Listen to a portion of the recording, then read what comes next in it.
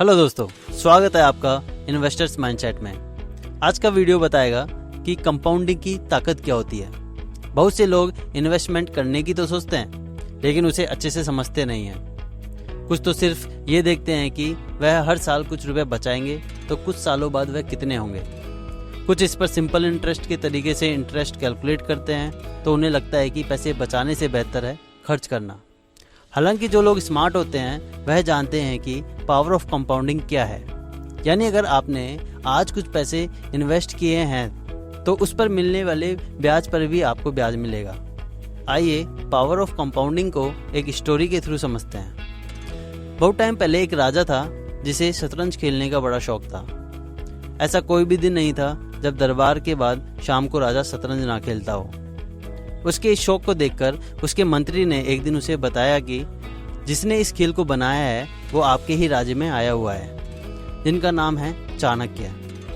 यह सुनते ही बादशाह ने उसे इनाम देने के लिए दरबार में बुलाया। जब चाणक्य दरबार पहुंचे तो राजा बोला, तुम्हारी इस जबरदस्त खोज के लिए मैं तुमको पुरस्कार देना चाहता हूँ। चाणक्य बोले, महाराज, वैसे तो मुझे इस खेल के लिए कुछ नहीं चाहिए, लेकिन क्या वाकई में मैं जो मांगूंगा वह आप दे पाएंगे? यह सुनकर राजा घमंड से बोला, ऐसी कौन सी चीज है जो इस महान राज्य में उपलब्ध नहीं है? तुम जो भी मांगोगे सब मिलेगा। चाणक्य बोले, महाराज, शतरंज में 64 घर हैं। पहले घर के लिए मुझे गेहूं का केवल एक दाना चाहिए। राजा चौंका और बोला, बस एक दाना? चाणक्य बोले, फिर दूसरे घर के लिए 2, तीसरे घर के लिए 4, चौथे घर के लिए 8 और इसी तरह से 64 घरों तक दाने बढ़ाते जाइए, मेरा इनाम पूरा हो जाएगा। बस इतना ही, राजा ने चिढ़कर बोला, सुबह तक तुम्हारा इनाम मिल जाएगा। चाणक्य मुस्कुराते हुए वापस लौट गए। उधर राजा के मंत्रियों ने हिसाब लगाया तो शतरंज के 64वें घर तक गेहूं के इतने दाने हो रहे थे जो बादशाह के राज में तो क्या पूरी धरती पर नहीं थे।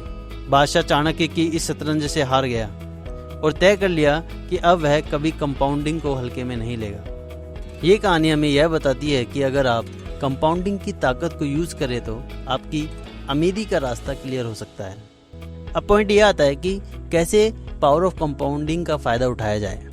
पावर ऑफ कंपाउंडिंग से आपको उतना ही ज्यादा फायदा होगा जितने ज्यादा टाइम के लिए आप इन्वेस्ट करेंगे। यानी आप जितनी जल्दी इन्वेस्टमेंट शुरू कर देंगे, आपको कंपाउंडिंग की ताकत उतना ही अधिक समझ आएगी। इतना ही नहीं, आप जितना जल्दी और जितना ज़्यादा इन्वेस्ट करेंगे, कंपाउंडिंग की वजह से वह पैसा उतना ही ज़्यादा बढ़ेगा। तो जितना जल्दी हो सके इन्वेस्टमेंट शुरू कर दें। अब पॉइंट आता है, इन्वेस्टमेंट कैसे करें। इन्वेस्टमेंट करने का फैसला करने से पहले यह देख ले कि आपकी इनकम में से आप कितने पैसे सेव कर सकते हैं। ध्यान रहे, आप जितना ज़्यादा पैसा बचाएंगे उतना ही अधिक फायदा होगा। अगर 20-25 साल की उम्र में आपकी नौकरी लग जाती है और 30 साल की उम्र के करीब आपकी शादी होती है तो शादी से पहले तक आप काफी पैसा सेव कर लेंगे। ऐसे में जितना ज्यादा हो सके उतना पैसा बचा के इन्वेस्टमेंट करें। अगर आप अपने करियर की स्टार्टिंग में कम खर्च करके ज्यादा पैसा बचाएंगे तो आपकी आगे आने वाली जिंदगी बेहतर हो जाएगी। अब पॉइंट ये आता है, इन्वेस्टमेंट कहाँ करें। जब भी कोई इन्वेस्टमेंट करने की सोचता है तो उसके सामने सबसे बड़ा सवाल यही आता है कि आखिर इन्वेस्टमेंट कहाँ करें। इसके लिए आपको थोड़ी रिसर्च करनी होगी। वैसे अगर आप रिसर्च ना करना चाहें और बिना टेंशन वाली स्कीम में पैसे लगाने की सोच रहे हैं तो एफडी बेस्ट ऑप्शन है। आप पीपीएफ में भी इन्वेस्ट कर सकते हैं। इसमें आपको 7.1% की रेट ऑफ इंटरेस्ट भी मिलेगा और सेफ्टी भी मिलेगी। साथ में आपको यह भी ध्यान रखना होगा कि इसमें आपके पैसे कुछ सालों के लिए ब्लॉक हो जाएंगे। इसके अलावा और भी काफ़ी ऑप्शंस अवेलेबल है मार्केट में जो आपको अच्छा पैसा बना के दे सकते हैं। इसके लिए आपको कंटिन्यू रिसर्च करती रहनी होगी।